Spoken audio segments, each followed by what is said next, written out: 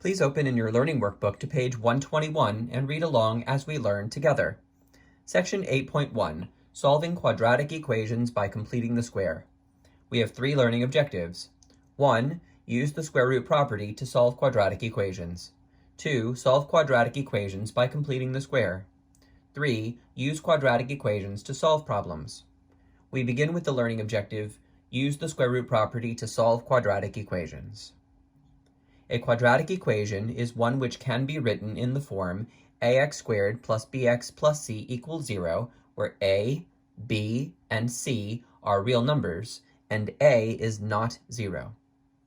The square root property says, if capital X represents any algebraic expression, c is a real number, and capital X squared equals c, then capital X equals plus or minus the square root of c. As we will see later, this useful property allows us to solve quadratic equations. We will always use the same language when we use the square root property. On the left, we will drop the square and any parentheses. On the right, we will put plus or minus square root of the right-hand side.